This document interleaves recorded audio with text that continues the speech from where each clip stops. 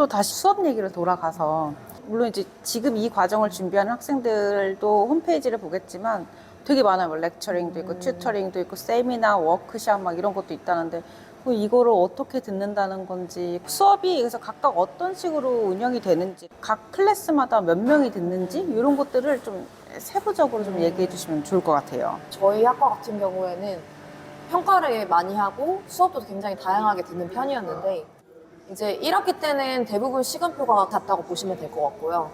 2학기 때부터는 조금 세분화시켜서 내가 듣고 싶은 더 관심 있는 예를 들어 병원에서 재생 소재가 많이 쓰이거든요. 뭐 환자들 이제 시술하거나 이제 꼬매거나 했을 때 바로 이제 몸에 인체에서 녹아 들어갈 수 있는 신소재나 이런 것들을 듣는 수업도 있었고 컬러링 수업도 또 있었어요. 그래서 본인이 관심도에 따라서 그 정도는 취사 선택해서 들을 수 있었고 스쿨 오브 디자인 산하의 글로벌 패션 매니지먼트라는 전공이 또 있었는데 그 친구들도 이제 교양 혹은 선택 과목으로 텍스타일 서스테이너빌리티라는 과목을 들었어야 됐거든요. 그럴 때는 이제 거의 학생 수가 100명, 150명 넘어가죠. 그러니까 전공 필수 과목은 다 듣는다고 했는데 전공 학생이 20명 된다고 했으니까 20명 정도가 듣는 거고 네, 네. 다른 학부랑 같이 듣는 과정 같은 경우는 100명 가까이 될 수가 있는 거고 선택 과목 같은 경우는 이제 워낙 소수다 보니까 거의 10명 이하로 들을 때도 있어요.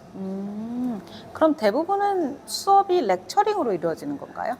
네, 저희는 그렇게 진행이 됐었고 실습하고 실험이 많았어요. 그냥 이론적으로만 공부하는 게 아니라 내가 실제로 이 과정을 통해서 염색도 해보고 염색 과정에서 얼마나 환경 오염이 많이 되는지도 알게 되고 그 기계 시설 장비를 갖추는 게 쉽지 않거든요. 쉽게 말해서 그 기계 하나에 거의 억 단위가 넘어간다고 보시면 돼서 저희는 거의 1대1 매칭으로 계속 갔던 것 같아요. 렉처 듣고 실습하고 렉처 듣고 실습하고 이런 식으로. 네, 그러면 바로 배웠던 지식을 적용해보고 하니까 잊어버릴 일은 없을 것 같아요. 뭐 시간이 지나면 지나면. 잊어버릴 수는 있겠지만 그때 당시엔 이해가 훨씬 빠르죠.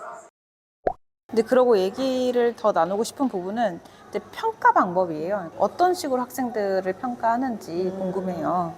가장 메인으로 이루어져 있는 거는 시험하고 과제인데요. 근데 저희 같은 경우는 시험도 봤었고 코로나 상황이어서 그런지 모르겠지만 온라인 평가로 진행이 됐었고요.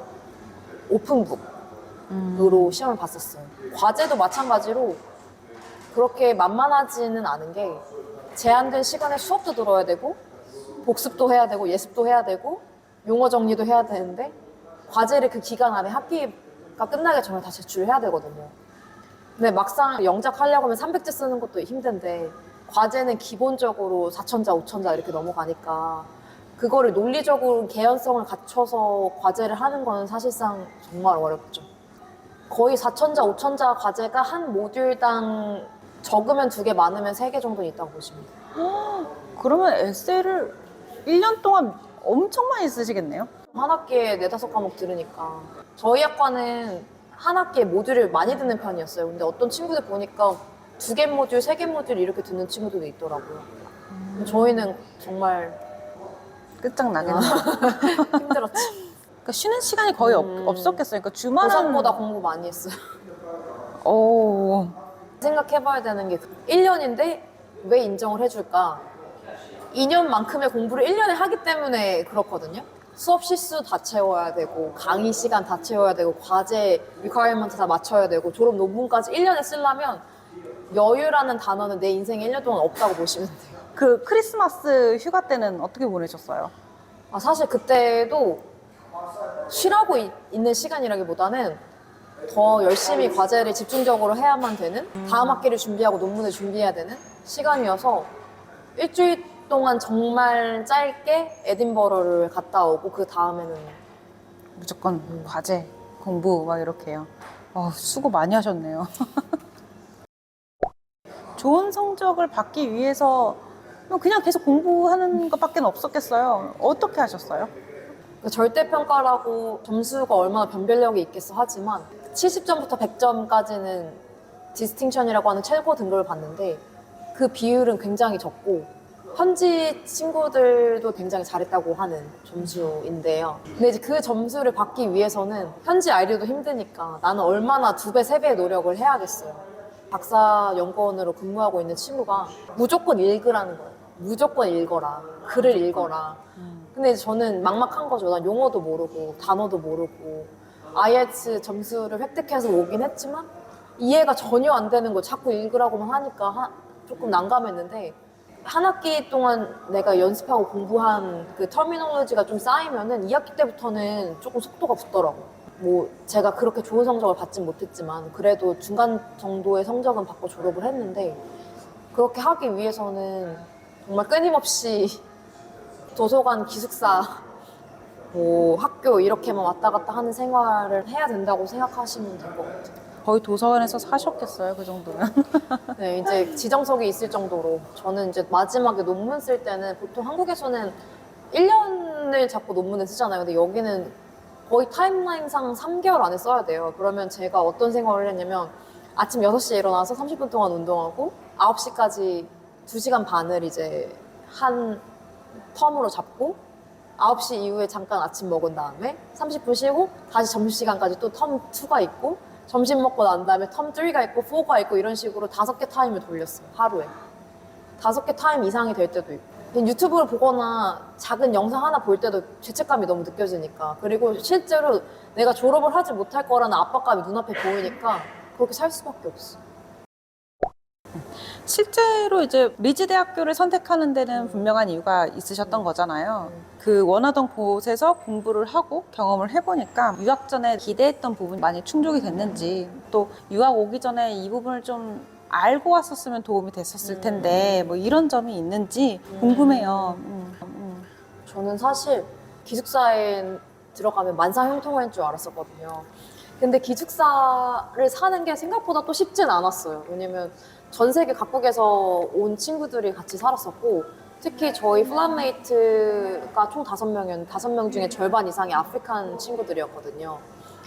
제가 사용하고 있는 주방 기구나 이런 것들을 제가 1년만 쓸 거니까 다 모든 친구한테 개방을 하고 쉐어링을 했었는데 본인의 리스폰서빌리티가 없다 보니까 너무 무분별하게 사용을 하는 거죠. 그래서 조금 참다가 이런 부분들은 좀 고쳐줬으면 좋겠다 하고 공지방에 올리거나 했었을 때 돌아오는 대답은 이거 cultural difference다 라고 하면 이제 할 말이 없는 거죠. 뭐 예를 들어서 인도인들이 축제를 즐기는 명절이 있었어요. 맨 처음에 살았던 기숙사는 주차장을 중앙으로 건물들이 이렇게 쭉 외곽을 둘러싸는 구조였는데 주차장에서 밤 11시쯤에 폭죽을 터뜨리는 거예요. 폭죽을 막 터뜨리면서 소리를 지르고 고성방가를 하는데 12시가 가까이 되는 시간까지. 근데 이제 이해할 수 있죠. 그리고 본인들의 문화니까 공원 가서 할 수도 있는데 굳이 기숙사 마당에서 모든 사람들이 다 들리는 그 장소에서 그렇게 하는데 기숙사 측에 리포트를 했는데 저만 그렇게 생각하는 게 아니라 다른 친구들도 그렇게 생각을 많이 했었더라고요. 그런 문제들이 있었고.